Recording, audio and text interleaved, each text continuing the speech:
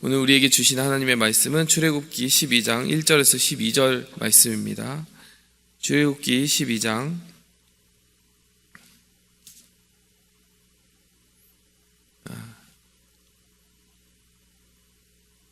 1절에서 12절 말씀입니다. 여호와께서 애굽 땅에서 모세와 아론에게 일러 말씀하시되 이달을 너희에게 달의 시작 곧 해의 첫 달이 되게 하고 너희는 이스라엘 온 회중에게 말하여 이르라. 이달 열흘에 너희 각자가 어린 양을 취할지니 각 가족대로 그 식구를 위하여 어린 양을 취하되 그 어린 양에 대하여 식구가 너무 적으면 그 집의 이웃과 함께 사람 수를 따라서 하나를 취하여 각 사람이 먹을 수 있는 분량에 따라서 너희 어린 양을 계산할 것이며 너희 어린 양은 흠없고 1년 된 수컷으로 하되 양이나 염소 중에서 취하고 이달 19날까지 간직하였다가 해 질 때에 이스라엘 회중이 그 양을 잡고 그 피를 양을 먹을 집 좌우 문설주와 임방에 바르고 그 밤에 그 고기를 불에 구워 무교병과 쓴 나물과 아울러 먹되 날 것으로나 물에 삶아서 먹지 말고 머리와 다리와 내장을 다 불에 구워 먹고 아침까지 남겨두지 말며 아침까지 남은 것은 곧 불사르라. 너희는 그것을 이렇게 먹을지니 허리에 띠를 띠고 발에 신을 신고 손에 지팡이를 잡고 급히 먹으라. 이것이 여호와의 유월절이니라. 내가 그 밤에 애굽 땅에 두루 다니며 사람이나 짐승을 막론하고 애굽 땅에 있는 모든 처음 난 것을 치고 애굽의 모든 신을 내가 심판하리라. 나는 여호와라. 아멘. 우리가 지난 시간에 유월절의 중심성에 대해서 말씀을 통하여 나누었습니다. 특별히 2절 말씀에 보니까 이달을 너희의 달의 시작 곧 해의 첫 달이 되게 하라 라고 하는 그 말씀을 우리가 보면서 그동안 그들이 그 이집트에서 태양신을 섬기는 이집트의 그 신앙이 반영된 1년을 12달로 나눈 잘 짜여진 그 달력을 버리고 하나님께서 오늘 이 유월절을 기준으로 그들의 첫 달을 다시 만들게 하셨다. 그러니까 그들의 모든 삶의 중심이 바로 이 유월절 사건을 중심으로 돌아가도록 달력을 개편하셨다라는 것을 우리가 살펴봤습니다. 그러면서 우리가 이것을 신앙인으로 지금 그리스도를 믿는 신앙인으로서 살아가는 우리의 삶 속에 적용했을 때 우리가 예수님을 믿고 거듭난 그때를 우리의 삶의 시작이요 중심이요 또 우리가 영원히 우리의 삶을 세울 기초로 생각해야 된다는 것을 살펴보았습니다. 또 뿐만 아니라 오늘 이 유월절을 지키는 그 삶의 모습을 통해서 그 구원의 소식, 그 복음이 얼마나 시급한 것인지를 알고 마치 지금 당장이라도 나갈 수 있는 것처럼 신의 신을 신고 손에 지팡이를 잡고 그 유월절을 지켰던 사람들의 그 모습처럼 우리가 그 구원의 소식을 가벼이 넘기는 것이 아니라 다 내일로 미루는 것이 아니라 우리의 삶의 중심이요 우리의 삶의 가장 시급한 우선순위로 붙잡고 살아야 된다. 이렇게 그 말씀에서 복음의 시급성, 복음의 중심성에 대해서 우리가 살펴보았습니다. 오늘 우리가 말씀을 통해서 좀 살펴보고자 하는 것은요, 그 복음이 우리를 어떠한 존재로 만드느냐라고 하는 것을 생각해 보려고 합니다. 특별히 이 복음은 우리로 하여금 우리의 모든 인간적인 자랑에 대해서 죽고 하나님의 그 모든 행하신 일에 그 의에 대하여서는 자랑할 수 있는 그러한 삶으로 우리를 변화시켜 간다는 것을 우리가 살펴봐야 됩니다. 첫 번째로요, 우리의 자랑이 죽는 것을 한번 살펴보도록 하겠습니다. 6절 말씀을 보니까요, 이달 열 나흘날까지 간직하였다가 해 질 때 이스라엘 회중이 그 양을 잡고, 여러분 유월절은요 다른 날이 아니라요 모든 회중이 참여하는 날입니다. 6절에 보니까 그 양을 열흘 이제 10일째 됐을 때 그 양을 취하여서 집으로 가져옵니다. 근데 열 나흘날까지, 그러니까 14일까지 그 양을 함께 그 집에 머물게 해줍니다. 그 4일 동안 그 양이 흠이 없는지 흠이 있는지를 살피는 거죠. 제물로서 하나님께 온전히 바쳐질 만한 것인가 사흘 동안 면밀히 살피는 것입니다. 우리가 구원을 가볍게 여기지 않고 그렇게 자세히 살펴야 된다는 것이죠. 여러분, 근데 그 이후에요 우리가 살펴야 되는 것이요 6절에 이스라엘 회중이 그 양을 잡고 라고 하는 부분입니다. 여러분, 우리 생각에요 우리가 이 성경을 자세히 읽지 않으면 구약시대의 그 제사 제도를 이렇게 상상하기가 쉽습니다. 제사장이 성전에 있거나 제사장이 따로 있고 장막에 있고 그 제사장을 향해서 내가 준비한 양을 가져갔을 때 이제 그 이후의 일들은 다 제사장이 해주는 것처럼 우리가 오해할 때가 있어요. 양을 잡는 것도 제사장이 하고, 양에 대하여 안수하는 것도 제사장이 하고. 여러분, 말씀이 그렇게 이야기합니까? 오늘 말씀도 그렇고요. 그 이후에 구체적으로 유월절 절기에 대해서 지시하고 있는 레위기 말씀 봐도 그렇고요. 여러분, 그 유월절 어린 양은 직접 잡는 것입니다. 회중이 그 양을 잡고 라고 되어 있습니다. 그 양을 잡기 전에요, 자기의 죄를 이 양에게 전가한다는 표시를 위하여 안수합니다. 그 안수도 자신이 하는 겁니다. 그 양을 죽이는 것도 자신이 하는 겁니다. 그 나머지 제사장이 그 양을, 죽인 양을 받아서 이제 거기서 번제를 드리고 하나님께 불살라 드리는 것이죠. 여러분, 이것을 곰곰이 묵상하고 간다면요, 여기에 굉장한 의미가 숨어 있다는 것을 알 수가 있습니다. 여러분, 제사장이 제사를 드리지만 나의 죄에 대해서 우리가 스스로 죽는다라고 하는 것을 늘 생각해야 된다는 거예요. 우리가 우리의 죄를 하나님께 스스로 1대1, 하나님과의 1대1 관계 속에서 가져가는 것이지 누가 대신해서 나의 죄의 문제를 해결해 주지 못한다는 것입니다. 내 아들은 내 아들의 죄를 스스로 하나님께 가져가야 되고, 목사님은 목사님의 그 죄를 가져가야 되고, 우리 모든 성도들은 성도들의 죄를 가져가야 되고, 우리 모든 개인들은 자신이 하나님과 1대1 관계 속에서 하나님 앞에 진정으로 자신의 죄를 회개하며 내려놓는 그런 1대1의 관계 속에 우리가 서 있다는 것을 이 말씀이 말하고 있는 것이죠. 제사장이 대신해 줄 수도 없습니다. 목회자나 사역자가 대신해 줄 수 없습니다. 여러분, 말씀을 전하는 것이죠. 사역자는 말씀을 전하고 하나님의 마음이 어디 있느냐, 하나님의 말씀이 어디 있느냐, 하나님의 뜻이 어디 있느냐, 그것을 밝히 가르치는 역할을 할 수 있습니다. 그러나요, 죄의 문제에 있어서는, 여러분, 그 죄의 문제에 있어서는 우리의 죄를 온전히 해결해 주실 유일한 하나님 앞에 우리가 개인, 단독자로 서야 된다는 것입니다. 우리 모든 사람은 자신의 죄를 가지고 가야 됩니다. 여러분, 그렇기 때문에요, 오늘 이 본문 말씀을 자세히 살피면 그 제물은 누구의 죄를 인하여 죽는 것입니까? 각 사람의 죄를 인하여 죽는 것입니다. 사실 이 구약시대의 그림과 모형이요, 굉장히 더 생생할 거예요. 어린 아이도 제사를 드릴 때 그 양이 자기 때문에 죽는 것을 보았을 것입니다. 이제 조금만 크면 자기가 죽여야 돼요. 그 양을 죽이면서 무슨 생각을 했겠습니까?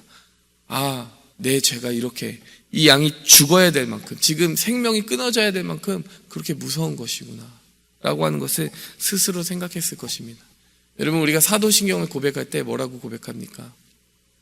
이제 유월절에 어린 양으로 오신 예수님이 어떻게 죽었다라고 고백합니까? 빌라도에게 고난을 받으사라고 이야기합니다.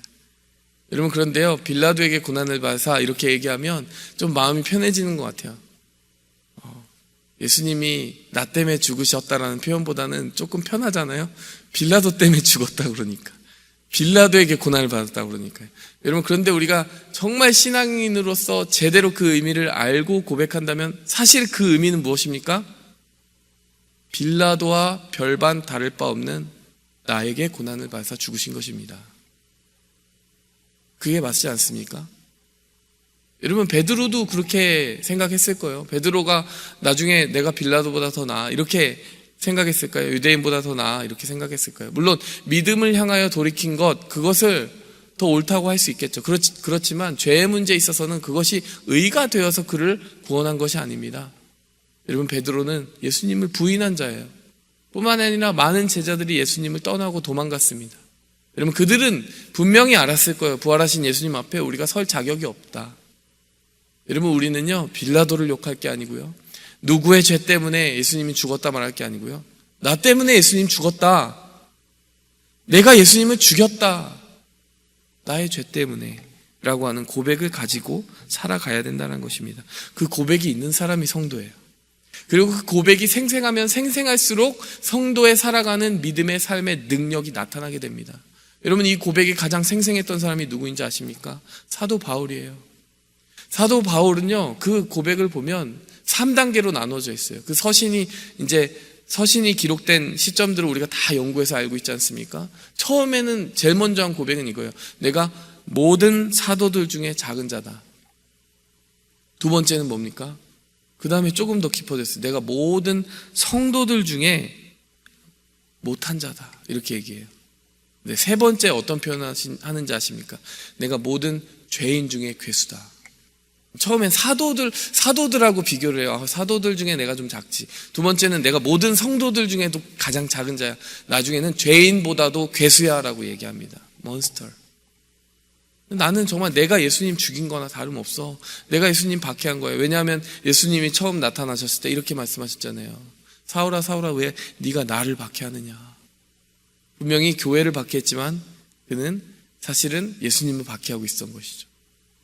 여러분 우리가 사도 바울과 똑같은 모습으로 교회를 박해하거나 하지 않았을지라도요, 여러분 우리가 다른 누군가를 해한 모든 것은 사실 하나님을 향한 죄가 된다는 것을 기억할 때요, 여러분 우리는 아주 엄격한 양심을 가지고 주님 앞에 우리의 죄를 고백해야 됩니다.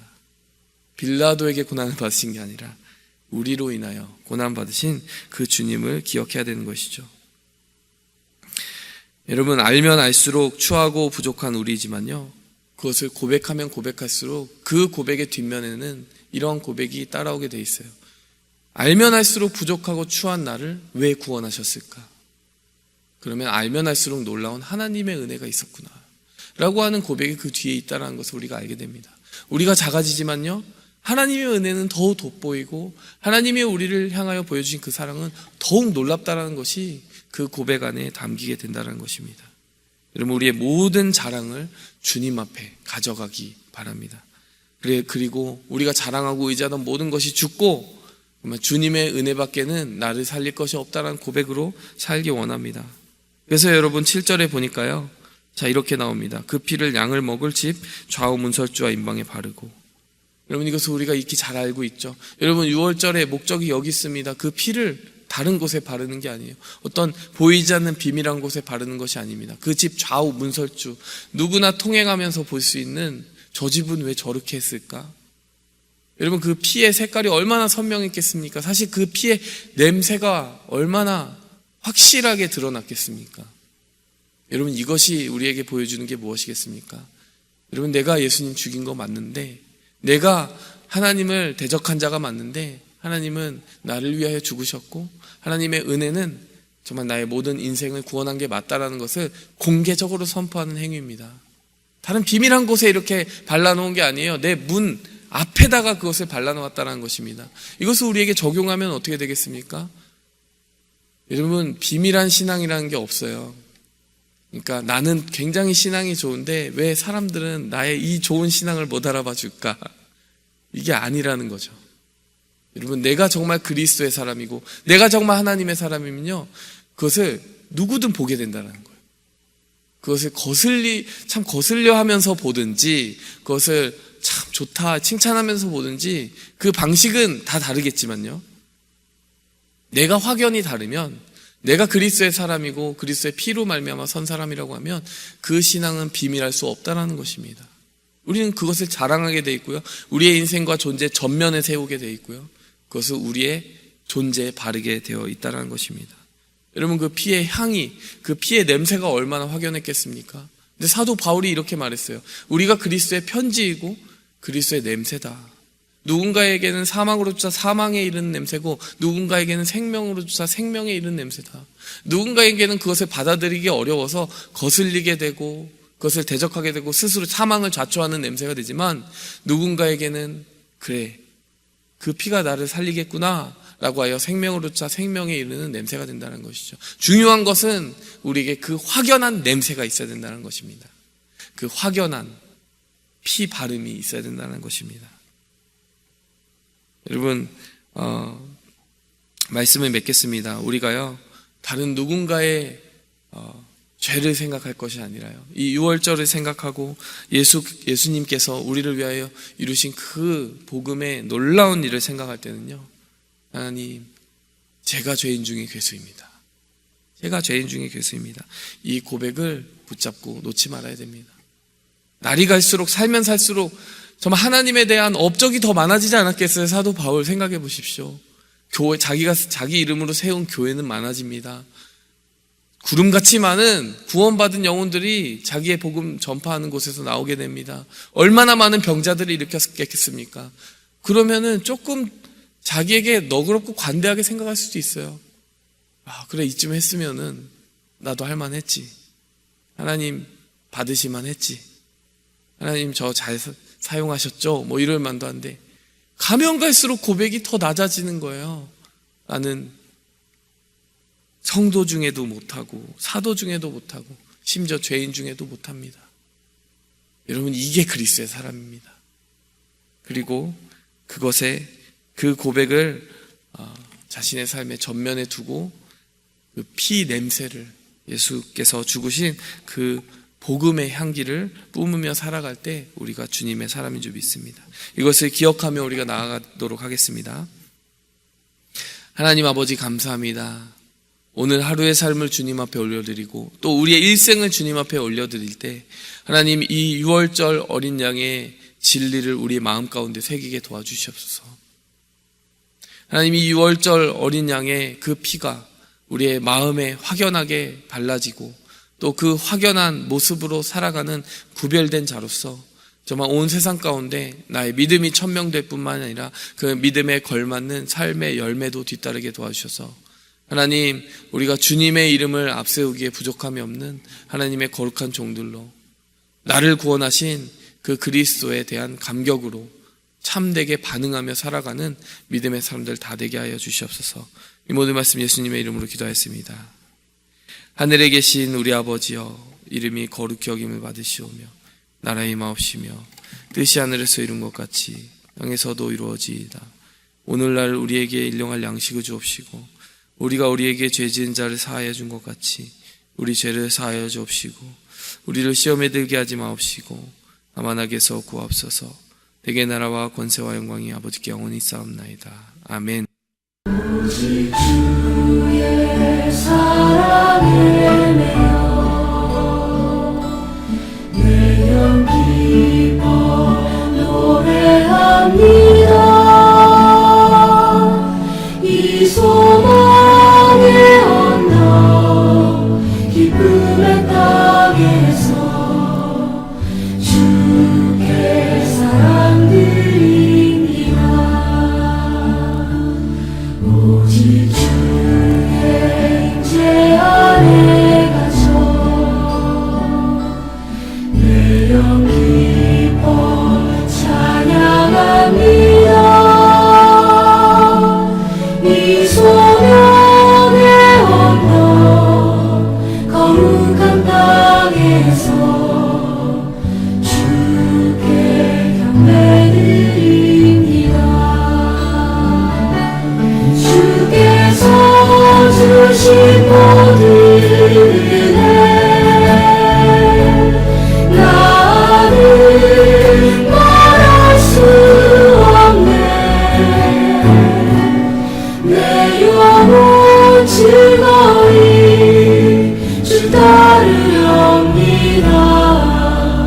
주께 내 삶 드립니다. 주